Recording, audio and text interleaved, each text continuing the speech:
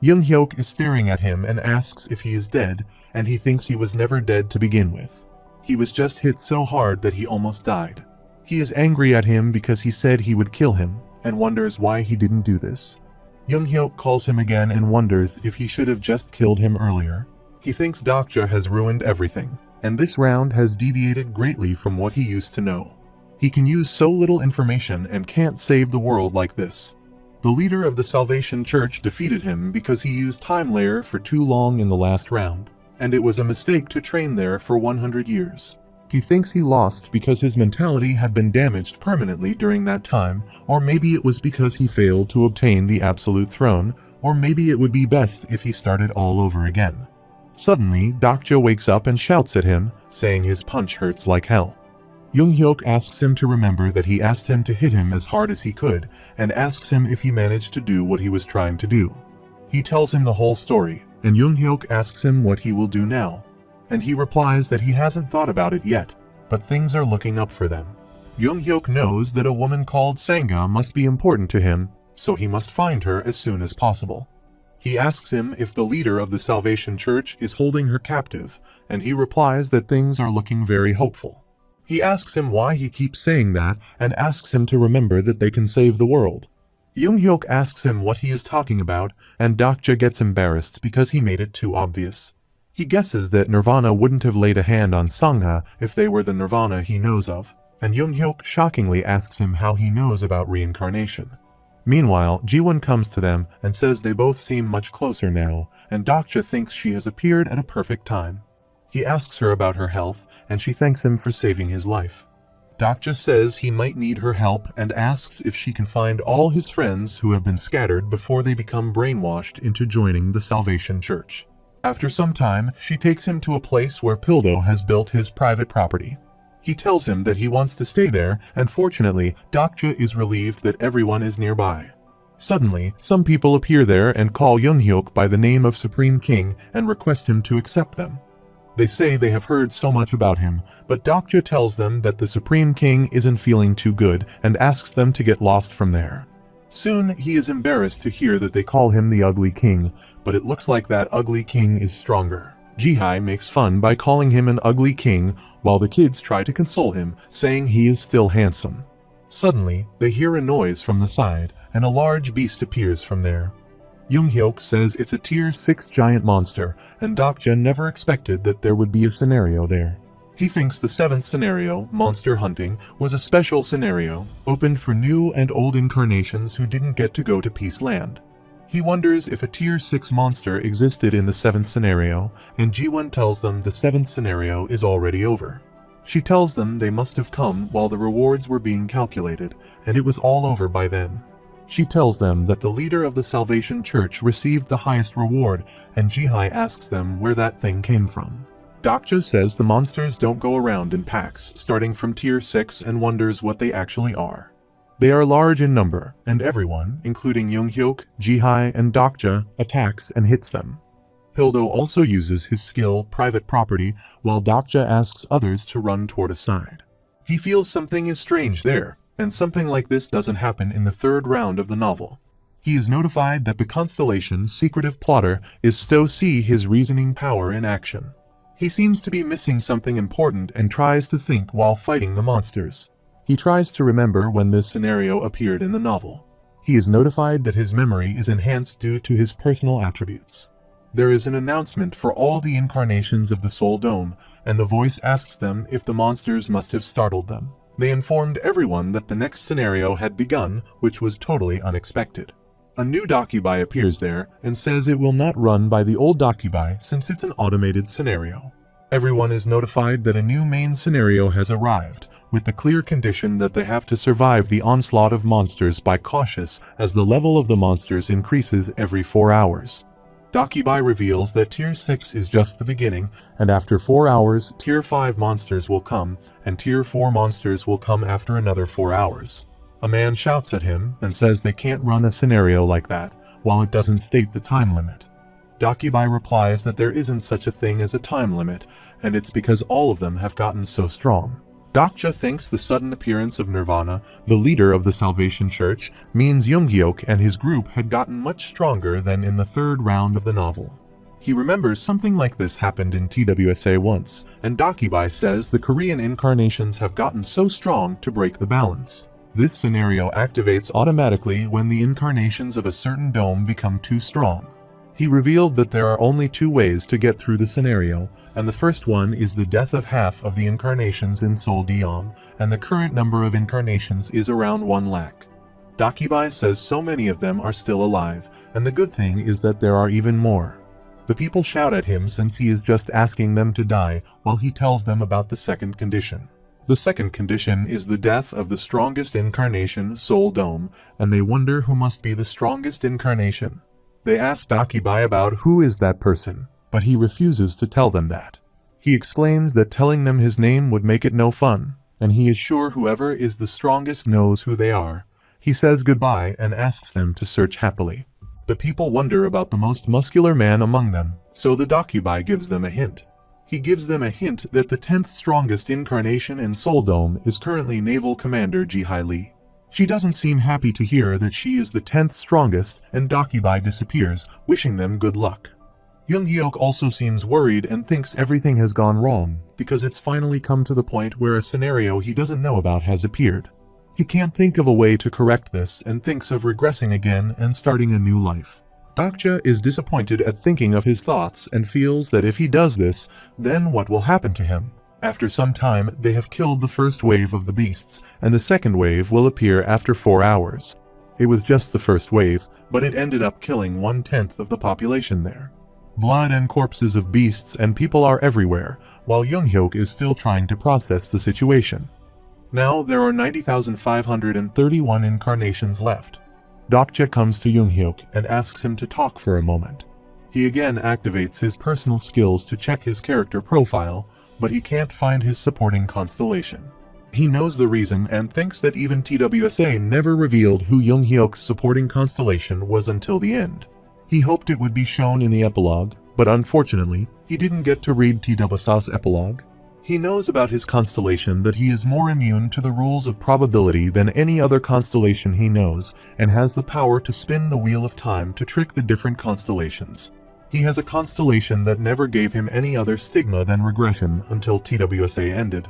Younghyuk asks him if there is a way to kill Nirvana, but he asks him to take a little break first, saying this place has a great view.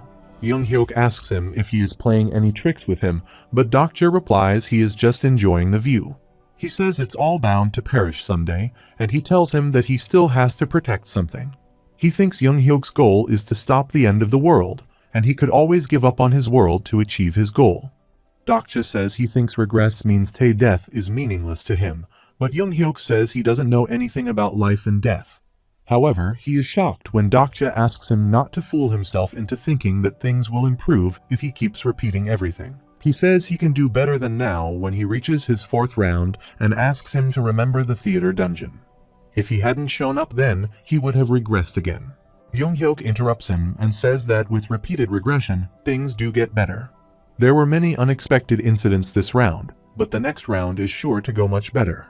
Dokja asks him if he has become more privy to what is to come in the future.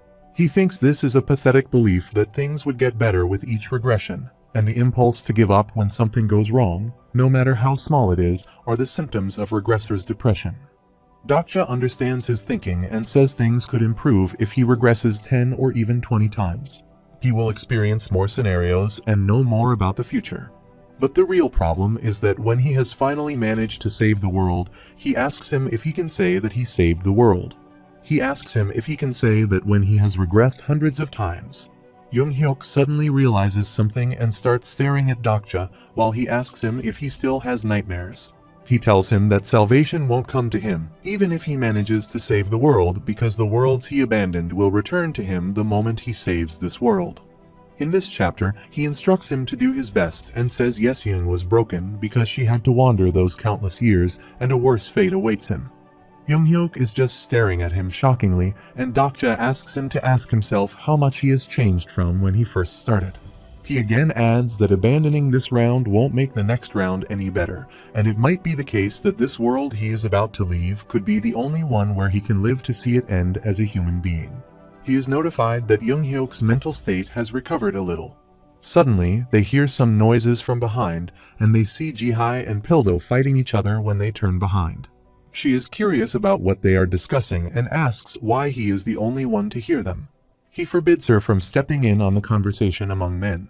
They have caught them, and the Constellation, demonic judge of fire's eyes, are flashing. Young-hyuk tells them they are coming up with a plan for this scenario. He explains that the most powerful incarnation must die in order for this scenario to end, and Dokja wonders why he is looking at him as he is saying that. Ji-hai says they were also talking about that as well, and asks them who the strongest incarnation is. Young-hyuk replies it's him, and Dokja thinks someone as proud as him would never consider to believe that he is the strongest. Suddenly, he remembers something. If the scenario ends when the strongest incarnation dies, and he believes he is the strongest here, he will kill himself. Young-hyuk says the scenario can be stopped if he dies there, and Dokja thinks his regressor's depression is actually starting to look kind of cool. He asks him how he can be so sure that he is the strongest, and says he is also among the strongest. Ji-hai laughs at him and asks if he is serious when he calls himself the strongest. He then says Nirvana can be stronger than Young-hyuk, and they had trouble fighting them earlier. Young-hyuk tells Ji-hai that they and he look like opposites, and she is surprised to hear that someone is actually stronger than her master. Ji-won asks them what they think they base this ranking on, and says they may mean someone who would actually win in a fight. Dokja says they have some way of rating an incarnation's overall combat power, but that could change once a fight occurs between parties. She recalls the Dakibai from earlier saying that whoever was the strongest would know themselves. They ask each other if Young-hyuk did anything unusual happen, or if maybe a Dakibai told him something. Dokja says they don't know anything for certain, and no one there wants Young-hyuk to die. It would be wise for them to assume that Nirvana is the strongest there and join forces to fight them. Ji-won asks him what they will do if it is revealed that Young-hyuk is the strongest, and he replies that they will worry about that later. After some time, they locate the Church of the Savior in Gangbuk, but the security is tight there, so they won't be able to sneak in, and they have way more men than them. Dokja says they won't go to them, but they will be the ones coming to them. Ji-won asks him how this will happen, and if they will even fall for it, and he says there is no way they would do something that doesn't benefit them. Dokja thinks it will be the most logical thing to do, but Nirvana cannot be understood with logic. 4 hours have passed, and the monsters are coming from outside of Seoul, so there must be a gate in that area, and the monsters will get stronger at a 4-hour interval. So, the time they have left is 8 hours at most, and he has to make Nirvana and Young-hyuk fight each other. He has purchased 10 main scenario numbers, 8 special loot boxes, and new scenarios special loot boxes. It's a loot box with a criminal law drop rate that contains SSS-grade weapons and skills. This is the item that the Dakibai have created to cheat the foolish constellations out of their money. Gil-young asks him if it is just like the thing he finds in games, and they get a random item when they open it. He then calls everyone to gather around and gives them one to lighten the mood. Surprisingly, Ji-won asks him if he will just provide them for free. He says they can keep the main items from the boxes and give him the minor items like the consumables they get. Gil-young, what will he do if he gets an SSS grade item? Pildo says the chance of that is almost zero. Young-hyuk picks an item and says if he is thinking of fighting Nirvana with an item he gets from this. He calls his idea pathetic, and Dokja thinks he still takes a box. Yuseong comes to him with a sad face, and Dokja gives her 2 boxes since he is his incarnation. He believes this is the first present that Yeseong has ever received and thinks he should have treated her better. He then asks everyone to open the box and think of it as taking a breather. He was notified that he had used the special main scenario number 8 loot box. Young-hyuk and Seolhwa have obtained Elaine Forest Essence. Ji-hai obtained useful boots, and others also received some minor objects. Dokja knew that they would all get E-grade items and consumables. Soon, everyone was shocked to see that Yuseong had breached the 0.1% drop rate, and she had obtained an SSS grade item, Ancient Beasts' Fruit. They are shocked to see this. Young-hyuk says she has hit the jackpot, and Dokja thinks it's the rarest of items to drop by 0.1% chance. He is still shocked that she got this item, which is the best item Yuseong could hope for since she can use it. If they feed this fruit to a beast that can't be tamed, they won't have any trouble taming it. If she could use it on a beast that can evolve beyond Tier 1, the Yuseong of this round could grow even stronger than the Yuseong of the 41st round. She asks him if she can only use this on beasts, and he surprisingly asks why she is asking such a question. Jihai asks him why he gave out all those boxes, and he asks them to give him all the consumables they got while opening those boxes. He has obtained 4 megaphones, dome channels, and 4 general channels. Younghyuk may now know what he is about to do, but there is no way they would show themselves just because they taunt them. Dokja says it will depend on what they say to them. On the other hand, Nirvana is in the temple meditating, and it is said that his stigma and succession consume a large amount of probability. They can only use succession if they give their fables as a tribute to the constellations in return for their probability. Through his meditation, he has obtained a new skill, and after this, he realizes that he overworked himself and has given away too many fables.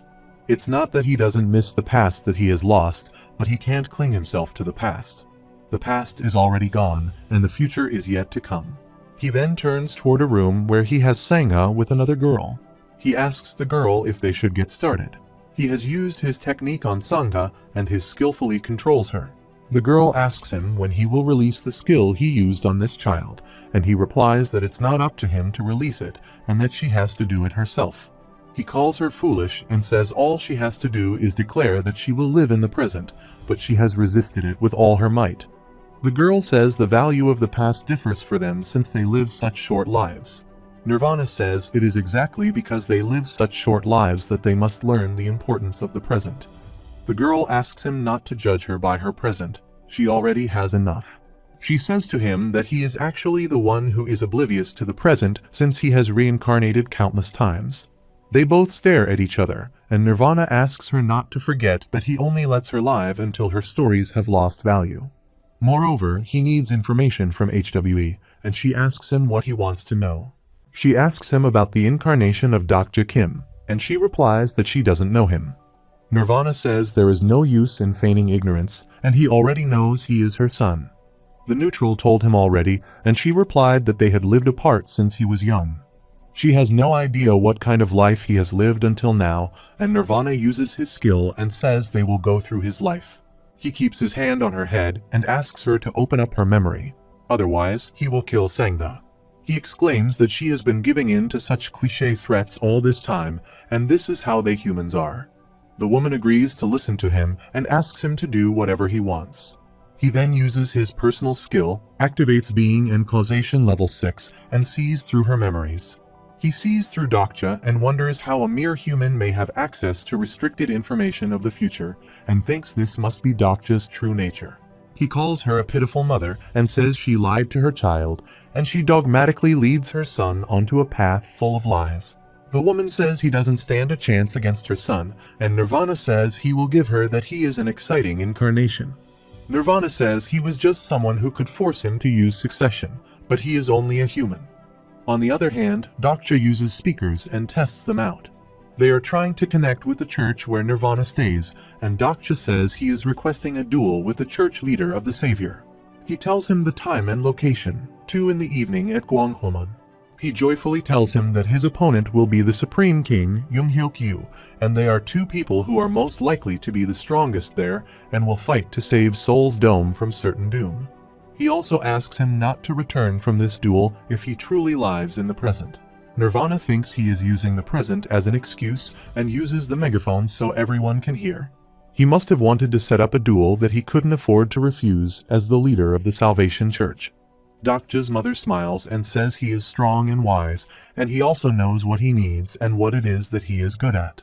Meanwhile, Dokja again announces that he knows that accepting this duel isn't a part of his master plan, but if he shows up now, then he will give him the chase to become one with Younghyuk. Nirvana is shocked that Dokja knows about his master plan, and his mother taunts him, saying he doesn't stand a chance against her son. At the same time, Ji-won and Ji-hai are shocked because they didn't expect them to accept the duel this easily. Dokja feels a headache because of the announcement. Nirvana left as soon as they got their reply. Suddenly, Younghyuk rushes toward him and punches his face forcefully, while Dokja thinks he is as strong as he is stupid. After some time, he takes a potion and asks everyone to go. and Gilyong says it looks like they can all fight together this time. He thinks Nirvana must have acquired a new skill through succession, and they won't be as easy to beat as before. Young-hyuk also prepares accordingly, so there is no telling who would win. However, their fight isn't the problem right now.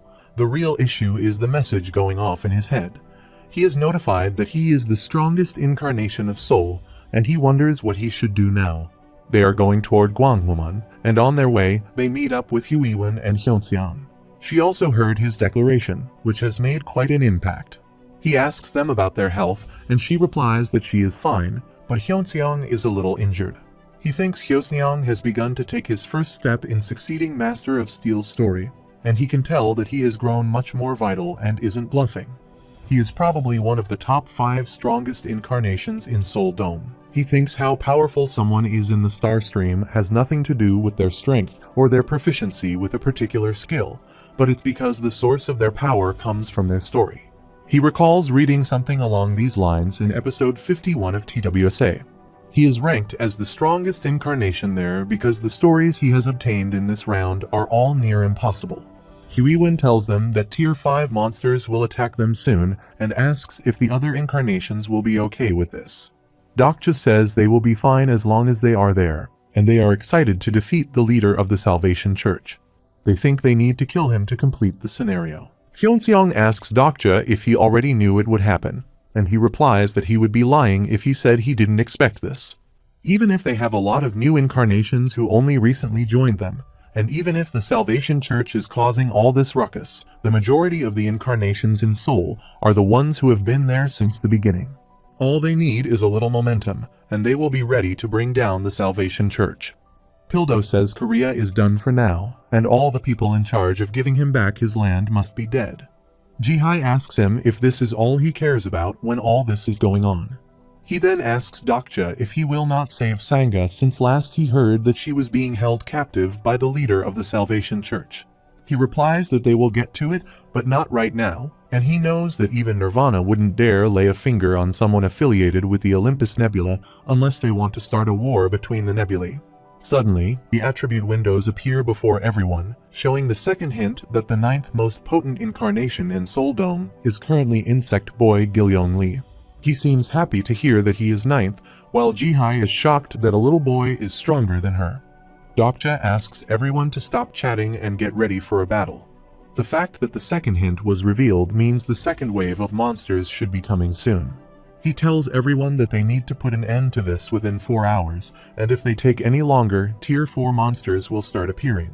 He asks Hyunseong and Pildo to stay there to form a line of defense with the other incarnations. Pildo says he will claim ownership of Gwanghwamun once this scenario ends, and Dokja asks everyone to follow him. Soon, they reached a dome that seemed to be built by the Salvation Church. A man appears there, calls other incarnations their enemy, and asks why they should take up arms to fight among themselves. Jiwon recognizes him and tells Dokja that he is the neutral king, and he thinks he must be using voice amplification skills. The neutral king exclaims that he understands why they had to come all the way there. But whether they are with the Salvation Church or any other group, they are all nothing but helpless humans. A man shouts at him and says it was the Salvation Church who started this fight, and the neutral king says the monster will be attacking them soon, and if they fight each other right now, Seoul will be done for. He also suggests they should sacrifice the most powerful incarnation among them. He exclaims that they will now bring out the 2 heroes who have willingly risked their lives for the Seoul Dome. They are the most likely candidates for the 2 most powerful incarnations there. Dokja and others are shocked to see that Nirvana and Younghyuk have already started fighting. He tries to go and stop them, but the character, Ildo Jian, has activated the stigma, fair duel, and entry of incarnations who are not part of the duel is prohibited. He never expected him to have used Gwanghigun's stigma. He observes all the people staring at them, and they find it good if either the Supreme King or the leader of the Salvation Church dies. Dokja thinks what they are feeling right now is obvious. All humans are cowards, and Nirvana knows precisely when people reach the peak of their cowardice. It is when they hope for a future that never comes, so he orders Jihai and Huiwen to kill Ildo Jian. Meanwhile, Dakibai appears there, and it looks like something interesting is happening there. He says he has prepared something special since this fight greatly interests them all. In the meantime, Nirvana and Younghyuk are ready to attack each other, while Jihai and Huiwen have surrounded the neutral king and are ready to attack him. Pildo and Hyunseong are trying to stop the monsters from entering, and Dokja is with Gilyong and Yuseong.